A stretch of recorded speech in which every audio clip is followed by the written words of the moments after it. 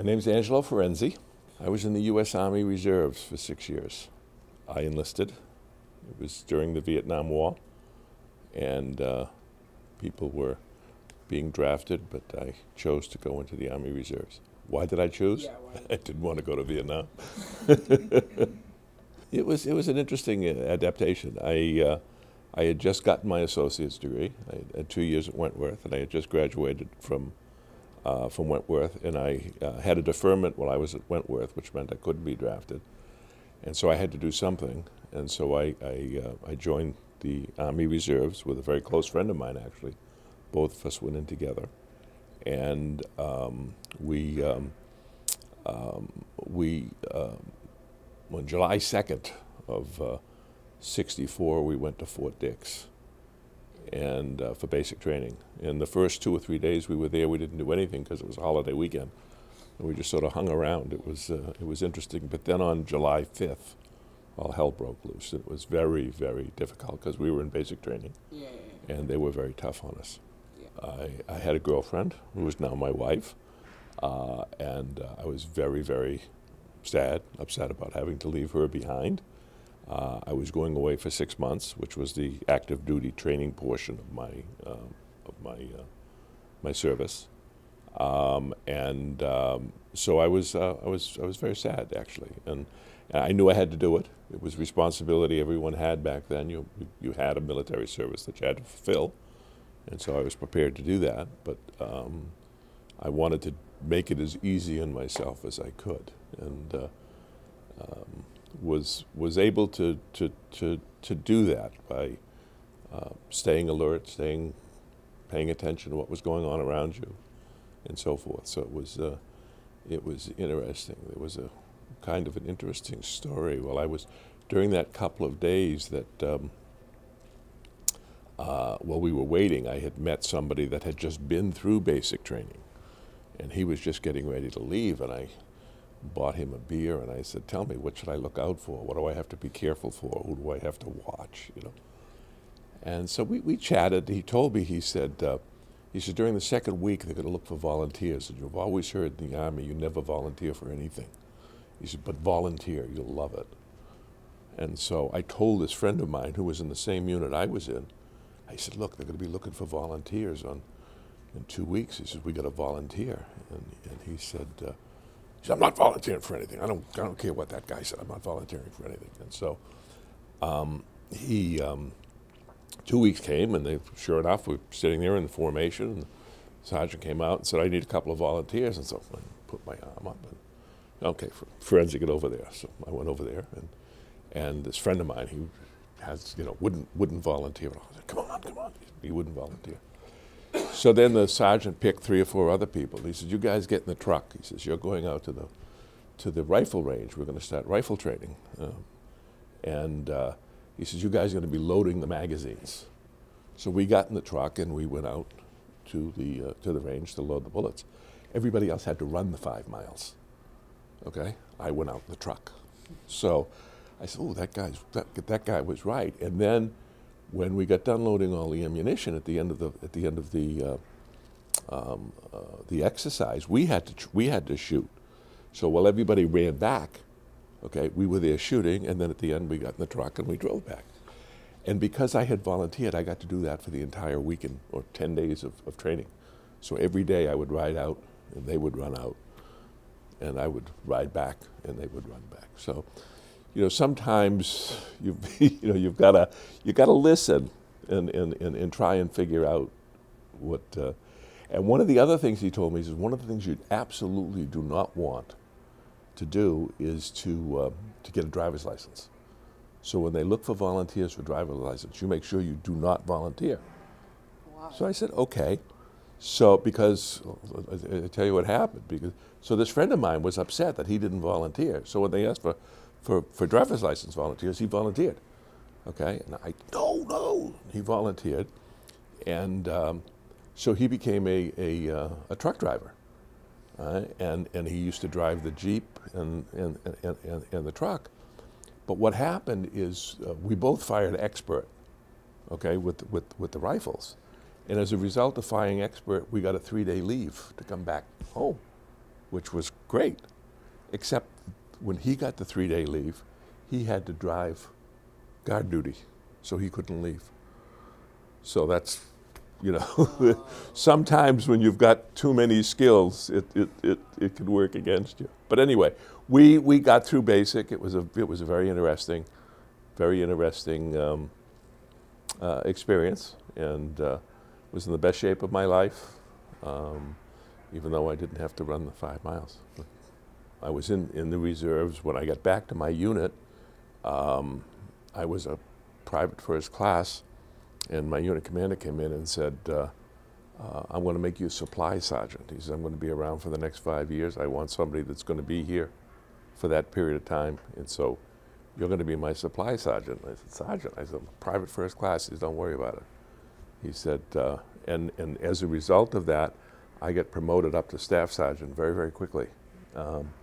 And so I was a supply sergeant for the 6 years I was in the reserves. Learned a lot of very good negotiating skills then too. You know, in the reserves back then, the reserves weren't called up. The only thing we ever got called up for was to march in parades.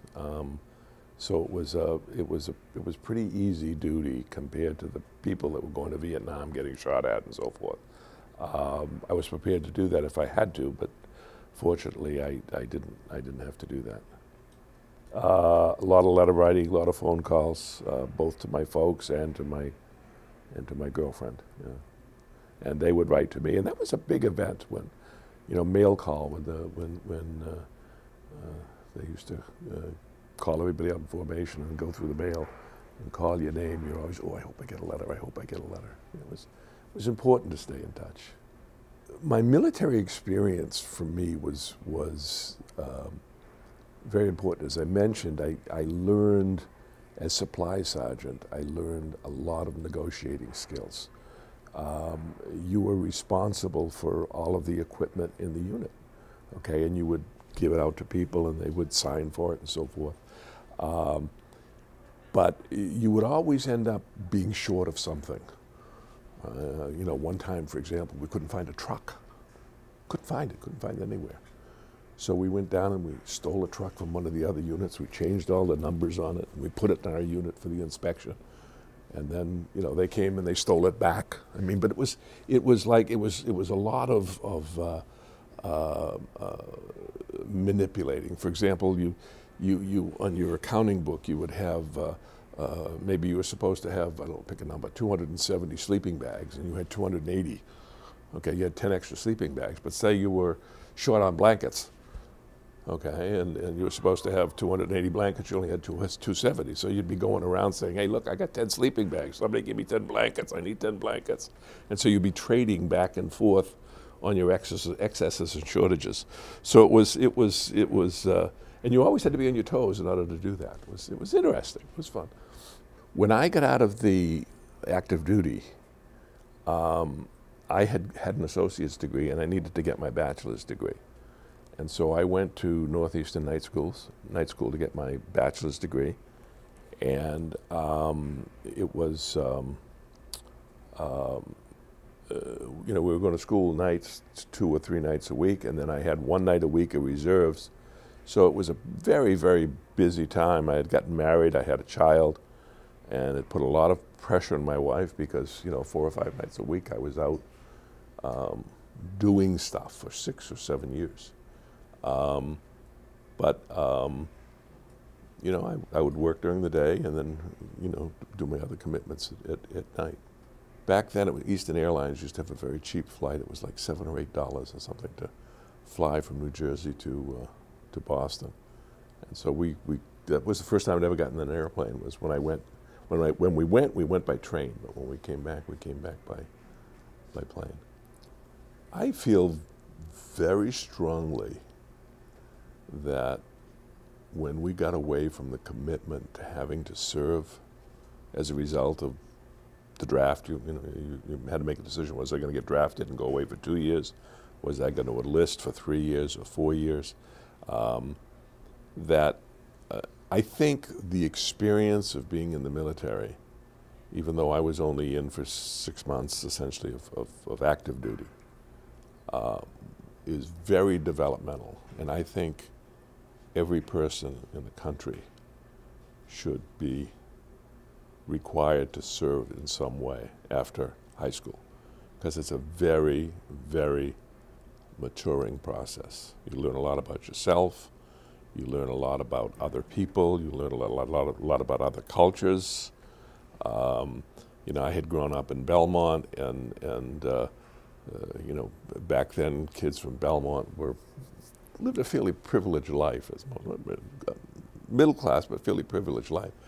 And you know, when you're in the service, you meet people from the South, you meet people from you know, very, very poor. I remember one kid that when he got dressed in basic training and he put his boots on, it was the first pair of shoes he ever owned. I mean, wow! I mean, can you know, to think about, you know, to think about that in the context. I mean, this kid was putting the shoes on. It was like he was, oh my God, these are fantastic. You know, it was unbelievable to see somebody respond to that. So, I think, and I'm not saying that people should serve in the military. I think, you know, you can serve in other ways. You go in the Peace Corps, or you know, serving. But I think it really is important that kids have an opportunity to experience that. My youngest son is in the Navy. He went to the Naval Academy. He's now an officer. He's a Commander Select.